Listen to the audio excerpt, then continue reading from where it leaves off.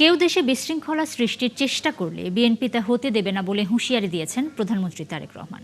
বিকেলে যশোরে জনসভায় যোগ দিয়ে তিনি বলেন, যারা নির্বাচনের আগে অস্বাভাবিক বায়বীয় টিকিট বিক্রি করেছে তারাই সরকারের পরিকল্পনাগুলো বাধাগ্রস্ত করতে চায়। মেয়েদের জন্য স্নাতক পর্যন্ত বিনামূল্যে শিক্ষা ব্যবস্থা চালু করা সহ জনগণের কাছে দেয়া সব নির্বাচনী প্রতিশ্রুতি পূরণের আশ্বাস দেন সরকার প্রধান। মোহাম্মদ হোসাইনের প্রতিবেদনে বিস্তারিত। নায়াসিনামাইড ও স্যালিসাইলিক সমৃদ্ধ লিলি ফেস ওয়াশ যা ফেসের ডেড স্কিন সেল দূর করে দেয় দ্বিগুণ ফাস্টার ব্রাইটেনিং। দেশের প্রধানমন্ত্রী হয়ে প্রথমবার যশোরে এলেন তারেক রহমান। দিনব্যাপী তার এই সফর ঘিরে ছিল প্রত্যাশা প্রাপ্তির নানা সমীকরণ। তার আগমনে নেতাকর্মী থেকে সাধারণ মানুষ উচ্ছ্বসিত, উদ্বেলিত। যশোর জেলা বিএনপির আয়োজনে দিনের শেষ কর্মসূচি ছিল কেন্দ্রীয় ঈদগাহ ময়দানের জনসভা। প্রিয় নেতাকে বরণ করে নিতে শহরের অলিগলি থেকে জনসভাস্থলে আসেন সর্বস্তরের মানুষ। সমাবেশের মঞ্চে নিজ বক্তব্যে প্রধানমন্ত্রী বলেন, কেউ কেউ বড় বড় কথা বলে ফেসিবাদের সাথে মিটিং করেছে। যারা বিশৃঙ্খলা সৃষ্টি করতে চায় তাদের থেকে সতর্ক থাকার আহ্বান জানান তিনি।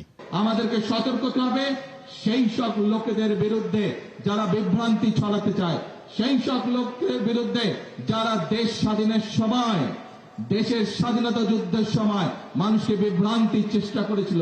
এই সকল বিভ্রান্তকারীদের বিভ্রান্তিমূলক কথা আমরা যদি জনগণের সামনে পরিষ্কারভাবে তুলে ধরতে পারি, তাহলেই আমরা দেশকে সামনের দিকে এগিয়ে নিয়ে যাব। প্রিয় ভাই বোনেরা, বিভ্রান্তকারীরা বিভ্রান্ত ছড়াবে, আমরা দেশ গঠনের কাজ করব। কারণ বাংলাদেশের মানুষ যারা কাজ করতে চায়, যারা দেশ গঠন করতে চায়, ম্যান্ডেট বাংলাদেশের মানুষ 12 তারিখের নির্বাচন তাদেরকেই দিয়েছে। সরকার প্রধান বলেন, জনগণের ন্যায্য অধিকার বাস্তবায়ন করাই এই সরকারের অগ্রাধিকার। আমরা সিদ্ধান্ত নিয়েছি ইনশাআল্লাহ মেয়েদের শিক্ষা ব্যবস্থা স্নাতক এবং ডিগ্রি পর্যন্ত আমরা ফ্রি করব আবার, যাতে করে মেয়েরা আরো উচ্চ শিক্ষা লাভ করতে পারে। এই দেশের মেয়েরা, বাংলাদেশের জনগণ শান্তি চায়, বাংলাদেশের জনগণ সমৃদ্ধি চায়, বাংলাদেশের জনগণ ভালোভাবে বেঁচে থাকতে চায়। এবং সেই জন্যই বাংলাদেশের জনগণ চায় বিএনপি জনগণের সপক্ষে যে সকল কর্মসূচি প্রণয়ন করছে সেই কর্মসূচিকে যে কোনো মূল্যে বাস্তবায়ন করতে হবে।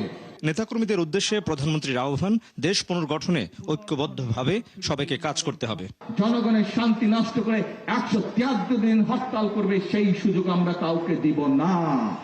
এবং বিভিন্ন রকম জুজিবুরির ভয় দেখে বাংলাদেশের মানুষকে পিছিয়ে রাখা যাবে না, বাংলাদেশের মানুষকে দাবিয়ে রাখা যাবে না। আজকে এই জনসভার প্রতিশ্রুতি হবে, আমরা কোনো টিকিট বিক্রি করতে চাই না, বরং আমরা বাস্তব কাজ করতে চাই। সেই জন্যই আমরা বলি, করব কাজ, গর্ব দেশ। সবার আগে কে? দীর্ঘ 19 বছর পর রাষ্ট্র ক্ষমতায় বিএনপি। দেশের প্রধানমন্ত্রী হয়ে প্রথমবার যশোরে এলেন তারেক রহমান। জনসভায় যোগ দিয়ে স্থানীয় নেতৃবৃন্দের কাছ থেকে শুনলেন নানা সমস্যা সংকটের কথা, দিলেন নানা প্রতিশ্রুতি বাস্তবায়নের অঙ্গীকার।